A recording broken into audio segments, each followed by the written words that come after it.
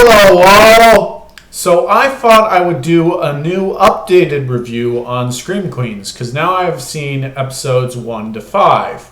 Whereas in my first review I had only seen the first 2 episodes. And since then I've seen a few more episodes and better understood the show and what I like about it and what I don't like about it and how I really feel about it.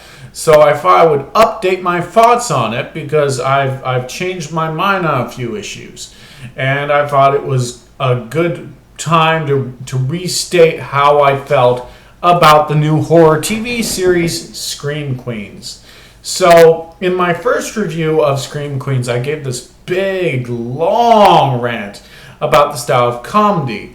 I said that it could be easily construed as ironic sexism and ironic homophobia and ironic racism and ironic everything else because though the characters who were sexist and racist were exaggerated, the show never really showed them in that bad of a light, so you could argue that it was still siding with them. My point of view on that has changed a little bit. In, I believe it was episode 3, there are a few small spoilers in this review. In episode 3, some of the bigoted characters, the frat boys as it were, go on a hunt for the Red Devil, and they try to find him and they try to kill him. Now, as they're walking the streets, they're literally just walking the streets, and they see a red car parked on the road. And they're like, "Oh my God, that car's red. It's probably the Red Devils. It's probably the killers. Let's smash that car." And they run over the car and they smash it. And they're like, "Oh, there's a fire hydrant. That's red too. Let's smash it. That's probably the Red Devils." And they smash that. So basically it was this long scene of these frat boys, of these bigots, making themselves look like complete and utter jerk-offs. And there's been several other scenes like that. That one was the most catching, but there's been several scenes like that. So I now no longer think it's siding with the bigots because every now and then there is this scene that completely mocks them. And of course this is a horror slasher series, so what ends up happening is a lot of the bigot characters get killed off by the iconic horror icon like you do in horror movies. He cuts their arms off, he rips them apart, so they get what's coming to them in a horror movie sense. So now I fully get what the creators are trying to do. They're trying to create minor villains, bad people, so we, the viewer, get a laugh when the Red Devil, the villain, the iconic killer of the series, kills them off.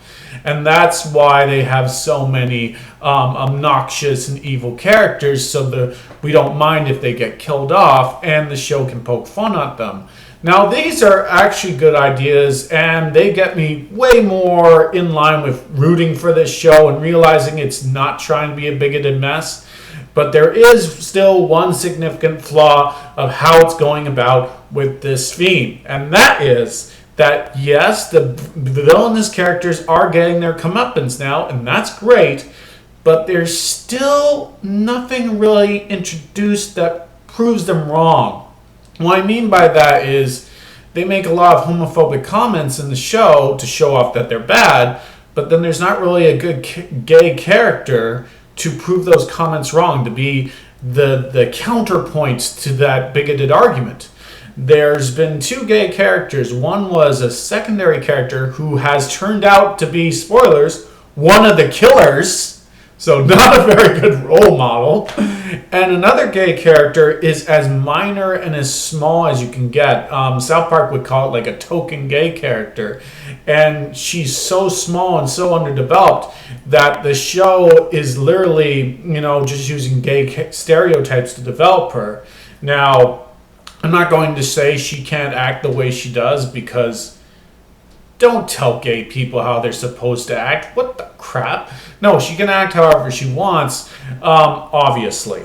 But I'd like to have her character a bit flushed out instead of just having her as obvious window dressing. So yeah, one side character is a killer and another side character is pure window dressing, and that's it for your gay characters. So there's not really a heroic character or heroic counterpoint to these homophobic statements. These characters make homophobic statements and there's no gay character to call them out on it. And the same kind of happens with race. There is one main black character, but she's not really a likable character. She kind of schemes about how to take over the sorority house. So she's kind of as bad as everybody else. And there's another black character who is a bumbling oaf cop who doesn't know what she's doing and is supposed to be massive comic relief. So once again, they aren't really relatable, heroic characters that are proving the stereotypes wrong. So if this show had better characters of other races and had better LGBT characters in it, I think its themes would be a lot better served, and I think it would get its point across much more easily.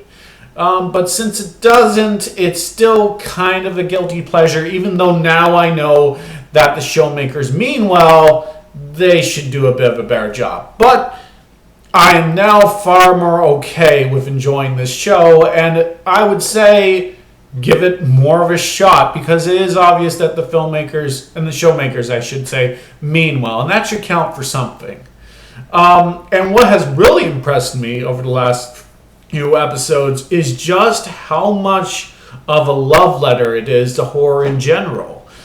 In the latest episode, in episode 5, there was like references to the movie Evil Dead, The Shining, Exorcism Part 3, Silence of the Lambs, all in one single episode. Like, there is just, and that's just one episode. There's so many different references to so many different horror movies. It's so obvious that this is made by hardcore fans of the genre. And it's, if you're a horror fan, like every single 5 minutes, there's another little wink and nod to your fandom. And it just is awesome. Plus the comedy style has improved for me. I found a lot of it even more funny.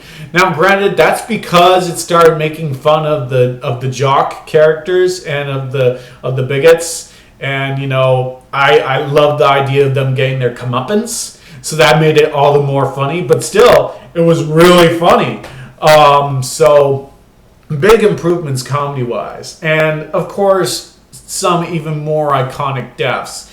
Especially the death from episode 5, which was a big reference to The Exorcist Part 3. And that was awesome. That was just awesome. And the Red Devil has quite the interesting backstory going on right now. Yes, it's a comedy show and plays around a lot, but it's starting to develop a really interesting backstory for its main villain. And it's really interesting to see where they're going to go with it. And I love the dad character. I mentioned in my first review that I love the dad character. I love him even more now because he runs a class in the college where he just slaps on movies and watches them and sits back and enjoys the show. And I'd love to have a job like that. I'm so jealous of the guy. So on my second reanalysis, I would say this show, it's alright if you don't like it because there is stuff not to like. But if you're a horror fan, I would strongly suggest to give it a go because there's a lot in there horror-wise to sink your teeth into, especially reference-wise. And it has a great sense of humor once you get used to it. You gotta get used to it. And I'm now officially a big fan. So I am totally up for watching the rest of the show. Yes, it's still a guilty pleasure, but boy, do I like it. And that's my reevaluation of Scream Queens. Still a bit iffy, but awesome overall.